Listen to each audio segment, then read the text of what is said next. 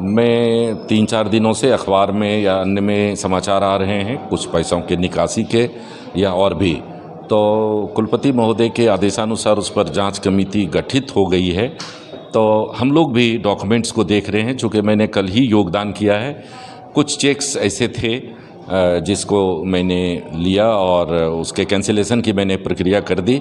और दूसरी जो और भी जांच टीम आएगी उसके लिए मैंने निर्देश कर दिया है अपने बरसर साहब को, अकाउंटेंट को, अकाउंट्स क्लर्क को कि आप जांच टीम को पूर्णतः सहयोग करें कि जो कुलपति महोदय ने आदेश दिया है कि जिस दिशा में जांच होनी है वो किया जाए, और जांच के प्रतिवेदन आने के बाद ही हम लोग विस्तार से कुछ बता पाएंगे। भागलपुर नेशनल कॉलेज के प्रिंसिपल अशोक कुमार ठाकुर आज दूसरी पारी शुरू करने जा रहे हैं। कल उन्होंने पदभार ग्रहण किया है दूसरी बार।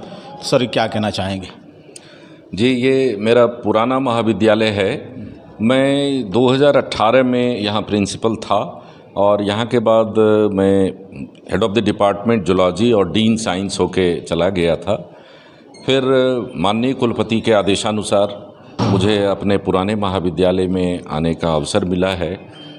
मैं बहुत प्रसन्न हूँ कि मुझे अपने पुराने महाविद्यालय में फिर से सेवा करने का मौका मिला है। मैंने कल योगदान किया है। सारे शिक्षक, शिक्षकेतर कर्मचारी, गेस्ट टीचर, स्टूडेंट्स सबसे मैं कल मिला हूँ। आज भी मैं 10 बजे कॉलेज आया हूँ। बच्चे फॉर्म भर रहे हैं पार्ट 2 के, उनके लिए मैंने 2 और नए काउंटर बनवा दिए हैं बच्चियों के लिए, जिससे भीड़ नहीं हो।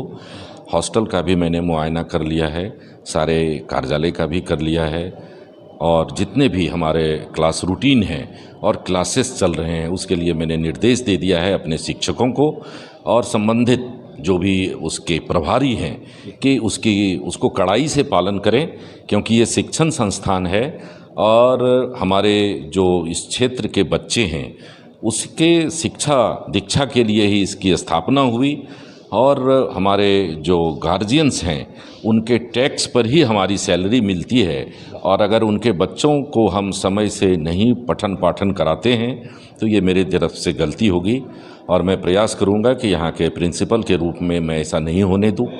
आप पर क्यों भरोसा वाइस चांसलर ने जताया कि आपको ही भागलपुर नेशनल कॉलेज का प्रिंसिपल बनाया? अभी कुछ ऐसी समस्या यहाँ उत्पन्न हो गई थी जिसमें माननीय कुलपति महोदय को ये लगा कि मुझे ही वहाँ भेजा जाए, और मैं धन्यवाद देता हूँ। मैं उनके प्रति कृतज्ञ हूँ कि मेरे ऊपर उन्होंने भरोसा किया, और मैं कोशिश करूँगा कि सर की जो आस्था है उसको भी पूरा कर पाऊँ। सर, क्या सर आपको लग रहा है कि भ्रष्टाचार हुआ है बीएन कॉलेज में? अभी चूँकि जांच समिति के जांच के घेरे में है तो अभी कुछ भी पहले कहना ये उचित नहीं होगा। चूँकि माननीय कुलपति महोदय के आदेश से कुलपति समिति गठित है, तो उसमें अब भी मुझे लगता है कि कल परसों जब भी टीम आती है और वो जो रिपोर्ट करती है तो वो फैक्ट फाइंडिंग रिपोर्ट होगी, उसको हमको सबको पालन करना होगा। वाइस चांसलर जो डॉक्टर प्रोफेसर जवाहरलाल साहब जो काम कर रहे हैं यूनिवर्सिटी में, तो आप 100 में कितना मार्क्स देना चाहेंगे उनको?